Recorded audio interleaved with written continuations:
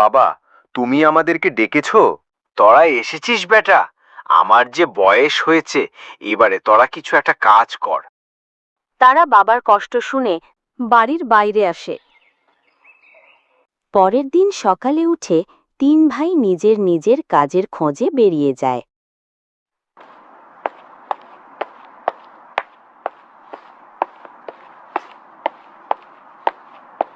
বাড়িতে কেউ আছো?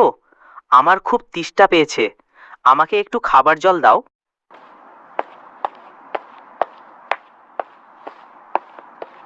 কে তুমি? কোথা থেকে আসছো? তাকে সবকিছু খুলে বলে। সে কামারের কাজ করতে চায়। সে কামারের কাজ শিখাতে রাজি হয়ে যায়। তারপর থেকে কামারের কাজ করতে থাকে।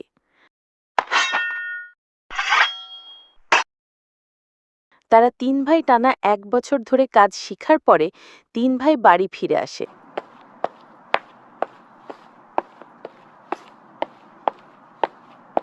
বাবা, দেখো আমরা বাড়ি ফিরে এসেছি। এই তো, আমি তোদের কথাই ভাবছিলাম। তোদের কতদিন দেখিনি রে। তোরা কে কি কাজ শিখেছিস? তার বাবাকে তিন ভাই নিজের নিজের কাজের কথা বলতে থাকে। তার বড় ছেলে বলে, বাবা, আমি কামারের কাজ শিখেছি। সে কি রে? ছি ছি, লাশ অবধি কামারের কাজ শিখলি? দেখ, তোর ভাইরা রাজার সৈন্যদলের ভালো মাইনের চাকরি পাবে। কিন্তু বাবা, কোনো কাজই তো ছোট্ট নয়। দাদা, চল চল, আমরা রাজামশার কাছে যাই।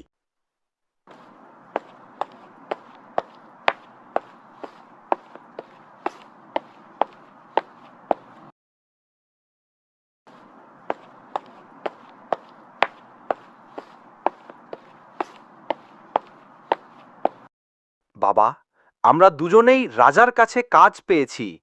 হ্যাঁ বাবা, সৈন্যদলে চাকরি পেয়েছি, অনেক টাকা মাইনে।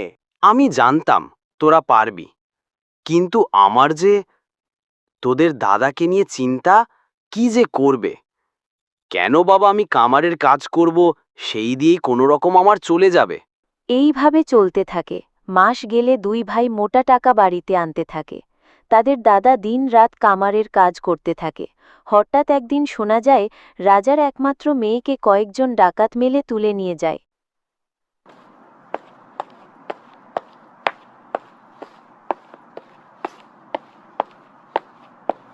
মহারাজ, আমরা গোপন সূত্রে জানতে পেরেছি পাশের জঙ্গলে রাজকুমারীকে ধরে রেখেছে।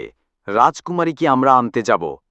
তোমরা যদি রাজকুমারীকে আনতে পারো, তাহলে তোমাদেরকে পুরস্কার দেব। ভাই, আমিও তোদের সাথে রাজকুমারীকে উদ্ধার করতে যাব। তখে নিয়ে গেলে বিপদ বাড়বে। না পারবি তরবাল চালাতে, না পারবি তীর চালাতে। তারা দুই ভাই রাজকুমারীর খোঁজ করতে থাকে। কিন্তু তার দাদা তাদের পিছনে চুপি চুপি আসতে থাকে।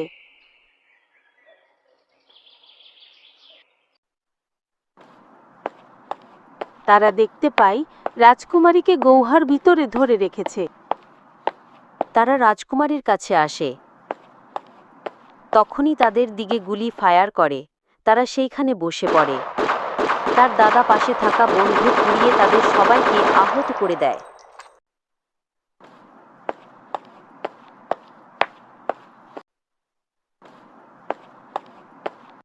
ভাই, আমি থাকতে তোদের কোনো ক্ষতি হবে না। তোরা বাড়ি চল।